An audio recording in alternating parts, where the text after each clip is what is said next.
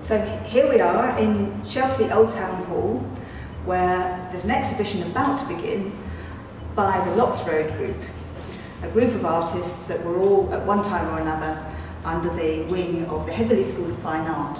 And it's one of the few places that really knows about how to work from observation, how to analyse what's in front of you. And they've all chosen to paint very high achieving women from the International Women's Forum, UK.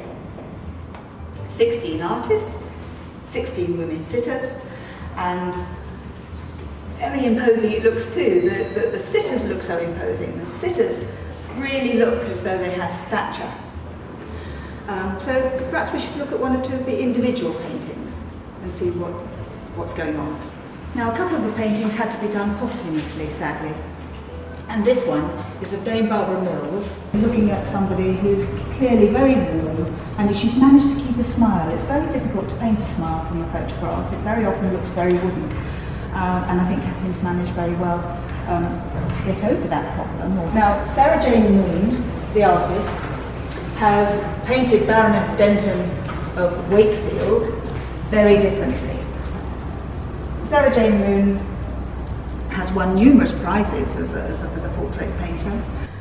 I would no more be able to work with photographs, and the artist has found an ingenious way of doing it. And as a work of art, it's worth looking at. There's a painting of Moira Blacksley by Stuart Hallett.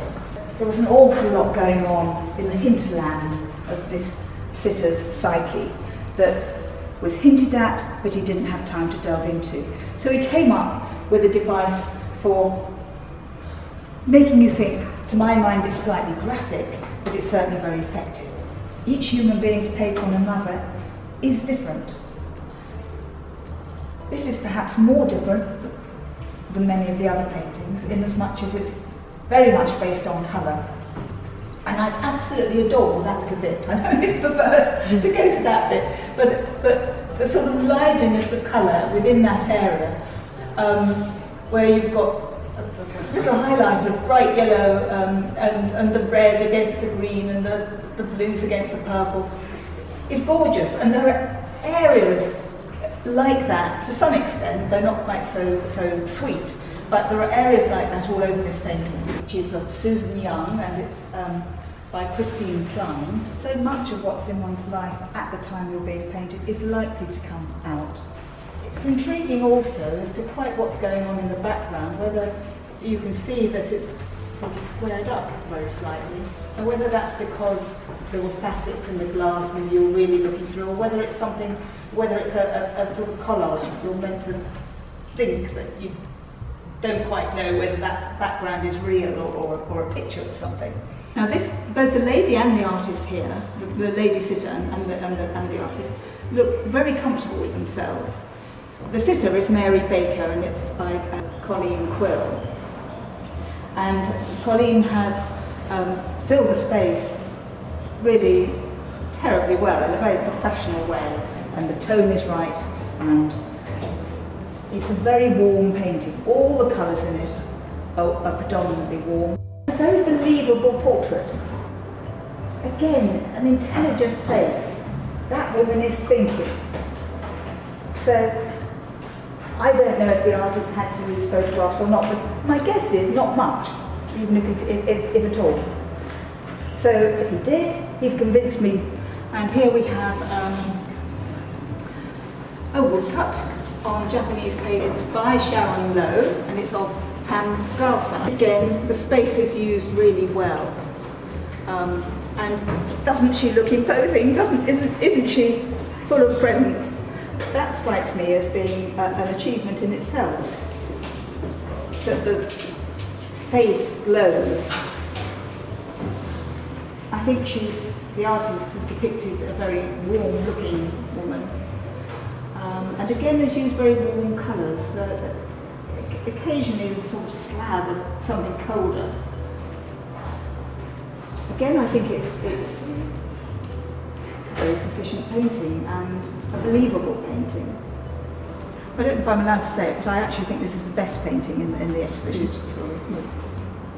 I do think that the light is described beautifully. It's a cool English light by the looks of it. She is both looking at you and looking inwards. That takes some painting. It's caught an expression that would be very fleeting otherwise, but the artist has pulled it off.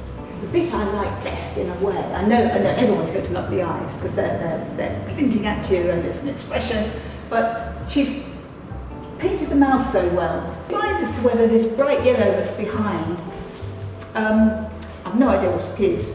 I think it probably makes the painting. And a beautifully and sensitively painted mouth. Really, really. So many portrait painters go for the eyes and everything else sort of fades away, but that really is a beautifully painted area. Very confident sitter, yet again. It does relate that we've got internal electric light, I would guess, and then the coolness of the outside light. That works extremely well. She comes over very well as a personality, I think, and I rather like the way that the wallpaper has been used decoratively as part of the painting, and I think the satiny clothing has been dealt with rather well. Face looks believable. The way she's holding her mouth and the way the eyes look so piercingly at you, I think you would feel that this was a lady who was going to get her way and was not going to brook any argument. So in terms of the personality coming across in the painting, it works. But it is nice to see someone really trying to be original about how they present a portrait of a woman, and I think this really works very well on that level. And is good painting of flesh and hair, and I think it's a very successful painting. It isn't just the head and shoulders, it isn't just someone sitting three-quarter view.